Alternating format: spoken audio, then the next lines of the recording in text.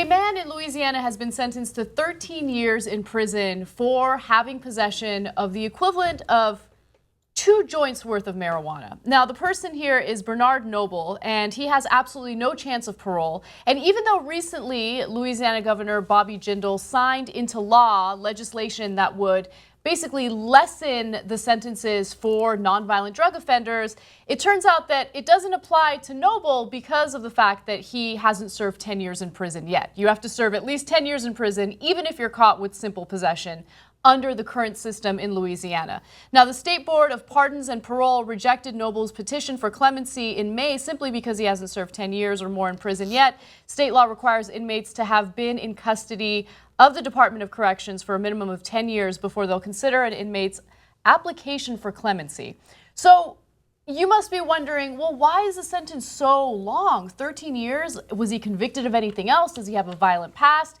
He has other convictions on his record, but none of them are violent. So Noble has 7 prior convictions on his record stretching back to 1989. All are convictions for possession of small amounts of drugs, mostly marijuana, but 2 for cocaine, and all are nonviolent. 4 are misdemeanors, but 3 are felonies. So what happened in his case is the DA took his 2 felonies and he used that to push for a harsher sentence. He was originally sentenced to 5 years in prison, but that wasn't enough for prosecutors. They actually fought to make the sentence longer, and he ended up with 13 years behind bars. Now, he grew up in a very disadvantaged situation. He had to raise his siblings on his own. It was a single-parent household, and he had his own business at one point. He was a working member of society, no problems. He just had possession of marijuana, and he got caught with it several times. So many parts of the story that are outrageous. Mm-hmm. The thing I think is most outrageous is that he's in prison. He's been there for 5 years. He had 2 joints. Mm-hmm. That's the biggest thing. He got a 5-year sentence, which means he'd be out. But this prosecutor, who is everything that is wrong with America, everything, Leon Cannizzaro, unfit to hold office, takes that 5-year sentence for a guy with 2 joints and fights after the guys. You got him. You won. Congratulations. You sent a guy who's nonviolent, doesn't deserve to be in prison for 5 years. As a prosecutor, you've won. Not enough. Went all the way to the state Supreme Court, passed 2 appellate court judges an appellate court judge who agreed with the original trial court judge at 5 years, got it up to the Supreme Court, and his sentence became 13 years, and with no possibility of parole. He got a sentence calling for no parole, and he can't get clemency, as you mentioned, Anna, until he's been in for 10 years. So he's got 5 more years before somebody could deign to grant him clemency. And I guarantee that district attorney smokes pot. I guarantee you that that guy smokes pot. But yeah, I mean, you know, I don't think this is that unusual. I'm sure that in this country, that happens all the time. This is a poor black person who, I mean, prison is a giant business. It is a giant for our country. He's got 7 kids. He has 7 kids, and he feels terrible that he's not able to be a father. And look, I'm sorry, but so nobody thinks that, like, he's got 7 kids, and he was parenting them. Yeah, he was. Like, he's not. Yeah. He was an uninvolved father. Right. He paid more child support than what was expected of him. I mean, he went above and beyond to be a good father to them. He did nothing wrong. The only thing he did wrong was do what a lot of Americans do, where a lot of Americans do it legally in 4 of the states right now, right? Smoking marijuana. Who cares? It's amazing. There is that 2-tier justice system, and the cops specifically go after people who are minorities, people who have the least amount of power. Think about the number of people in Los Angeles, for instance, who get to smoke as much weed as they want, and they don't have to worry about the cops coming after them. Okay, this story is actually slightly worse than you guys are painting. That's right, yeah. So first of all, he's had a great number of jobs, and there's like a dozen nearly, laborer, this, that, and then the latest thing he had was he started his own business. He started a restaurant, right? Yes. When he gets arrested, now this is according to him, right? He said cops pulled in because he was in a poor area because he was visiting his family, right? And they swarm around these guys. And he said one of the guys threw a bag full of marijuana that was the equivalent of 2 joints. So not very much. The equivalent to, it's not like they caught him smoking a joint or anything like that. He says it's not even his. I don't care if it's his or not his. But that's, you know, it might not even be his marijuana that he got busted for. Most of his convictions are in the distant past, right? Now the prosecutor at the end, in order to protect his hide, says, oh, he's a domestic this and that and all gun charges, nothing that he's ever been convicted on. He just threw it in there anyway to smear him, right? And then it's on top of that, to me, the most important part of the story is it's not about just this guy. If you look into his life, and they do, the minute that it becomes an issue, they'll do character assassination in the press about him, et cetera, right, to defend themselves. But it's not about him. It's about what all minorities are worried about and talking about now in the context of policing, right? We had a cop in here, Michael A. Wood, former Baltimore cop, and he said, look, even if we were working in white areas, if we had to make our quota of arrests, we would go into black areas that we weren't even policing to make our arrests because we couldn't make them in the white areas because you might get the judge's kid. It was like we didn't even think about it. Of course you weren't going to do it there. Of course you're going to do it in the black areas because they can't resist you, right? You can do whatever you want to them. And so this guy makes a great point. He says, they say to him like, hey, he's trying to be as contrite as possible, even though he's like, I didn't even do this thing, right? But look, I'm reading the Bible every day. I'm trying to learn. I'm trying to do all these things. But then at one point they ask him, what advice would you give to people in a similar situation? He's like, what advice can I give them? They're going to come and toss your stuff if you live in that neighborhood. They're going to come and swarm you if you live in that neighborhood. What's the advice I'm going to give them? Never step outside, right? If you don't live in that neighborhood and I grew up in a suburb. I never got swarmed by the cops. Never. If I had joints on me, I was a dork. I didn't have any joints. I didn't do anything like that. But if I had them, they would have never found out because they never would have asked me, never would have pulled me over.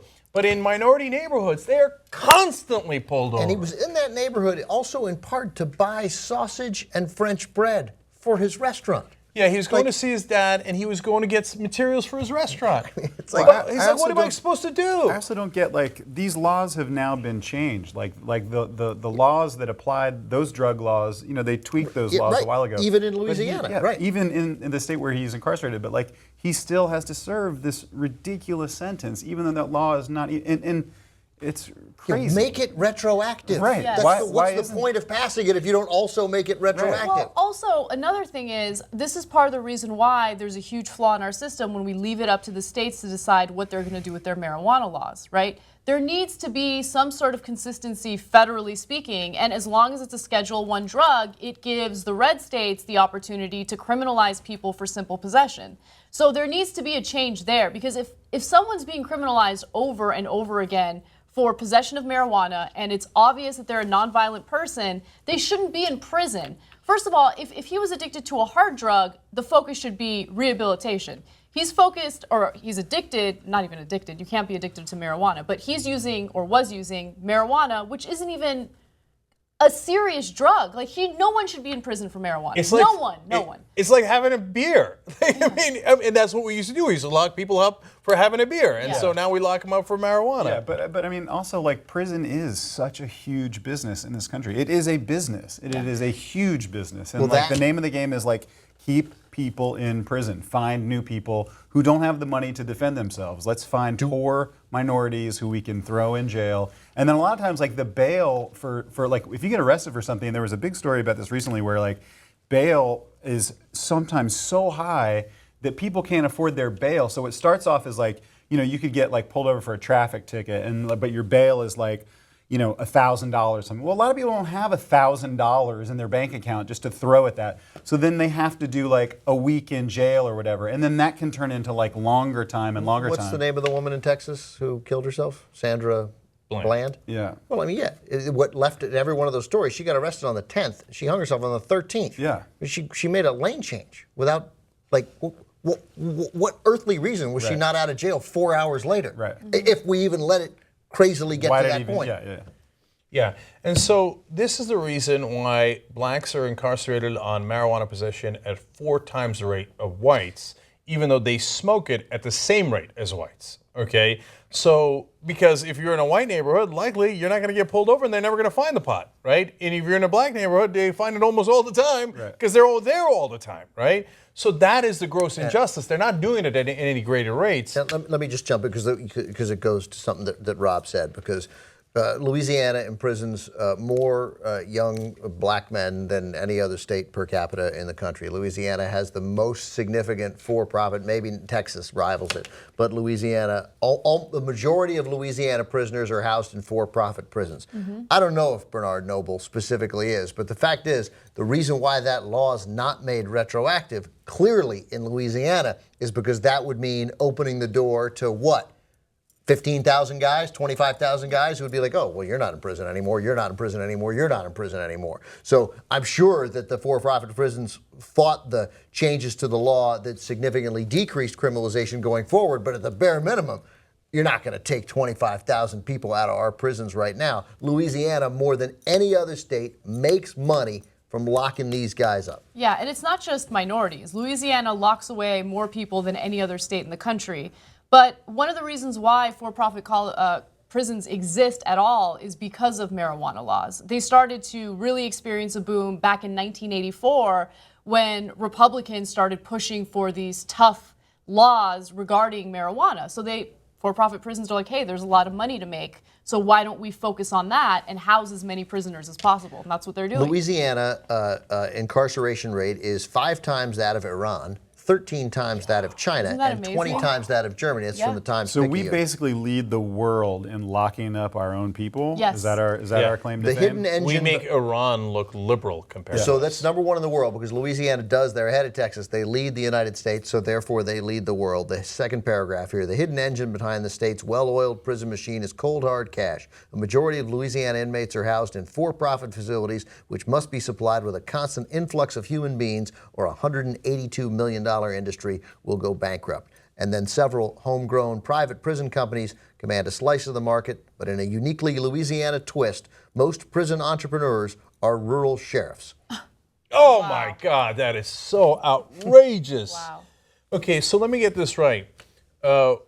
White Southerners making money off of taking away the freedom of blacks in the South.